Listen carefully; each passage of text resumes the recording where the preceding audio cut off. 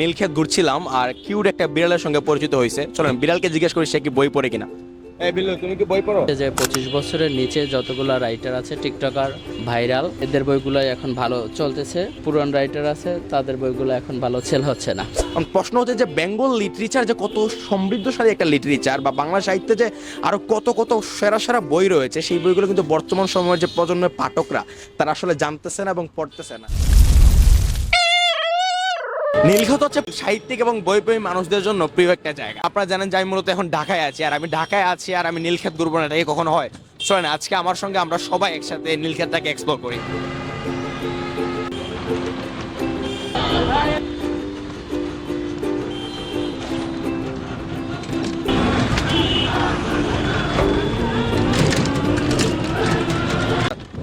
আমি মূলত বাইতুল মুকাররম থেকে নীলক্ষেত যাচ্ছি, আর এইটুকু রাস্তার ভিতরে মনে হয় 5 থেকে 10টা মিছিল, মিটিং, আন্দোলন দেখলাম। এই আন্দোলন, সেই আন্দোলন, সেই আন্দোলন।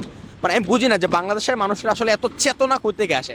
দেখেন, আমি আমার মতে অ্যাটলিস্ট কোনো কিছুর ক্রিটিক্যাল সিচুয়েশনের, ক্রিটিক্যাল কোনো প্রবলেম বা ক্রিটিক্যাল কোনো সমস্যার সমাধান আন্দোলন, শুধু আন্দোলন দ্বারাই মূলত কোনো কিছু সমাধান হয় না। আমরা বিগত যে একটা রিভলিউশন হয়েছে, রিভলিউশন পর থেকে যদি আমরা একটু চিন্তা করি যে বাংলাদেশের মানুষের যে আন্দোলনের যে একটা ধারা ছিল, এটা আমার 2 থেকে 3 ধাপ বেড়ে গেছে বা আগায় গেছে আমি বলতে পারি। তো আমাদের সবার এজ এ কনসিয়াস ইন্ডিভিজুয়াল হিসেবে আমি মনে করি যে সবার আমাদের এই বিষয়গুলো একটু সাথে থাকা উচিত ছিল।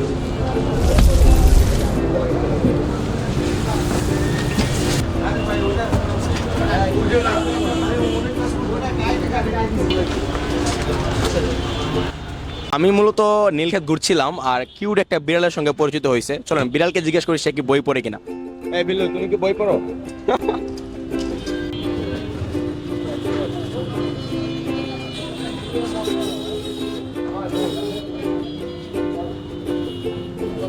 নীলক্ষেত আমি ঘুরছিলাম, তবে বারবার যে বইগুলো মূলত সবগুলো স্টলেই মানে আমার সামনে আসছিল, যে বইগুলো মানে সবচেয়ে বেশি সামনে আসছিল, সেই বইগুলোর মধ্যে একটা হচ্ছে যে এই সুইসাইড নোট বইটা, তারপর হচ্ছে কাঠগোলাপ, তারপর হচ্ছে অমৃত ভালোবাসি থাকে। ভাই যদি বই দেখতাম দেখে, অমৃত ভালোবাসি থাকে।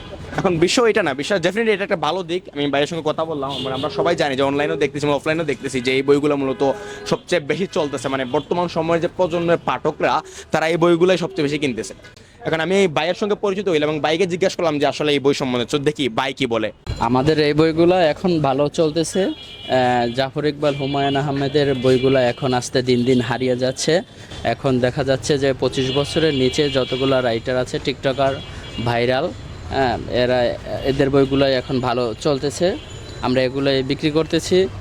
এখন যে পুরান রাইটার আছে তাদের বইগুলো এখন ভালো সেল হচ্ছে না। এখন প্রশ্ন এটা না, প্রশ্ন হচ্ছে যে মাঝে মাঝে যখন আমরা ফেসবুক স্ক্রল করি তখন একটা বিষয় দেখতে পাই যে নতুন যারা সভ্য পাঠক হয়েছেন, মানে এই যে লেখকদের নিয়ে তারা মানে তুলনা দিয়ে তারা কথা বলে এবং তারা বলে যে আমার পড়া বেস্ট বই এটা, এই এটা, সেই এটা।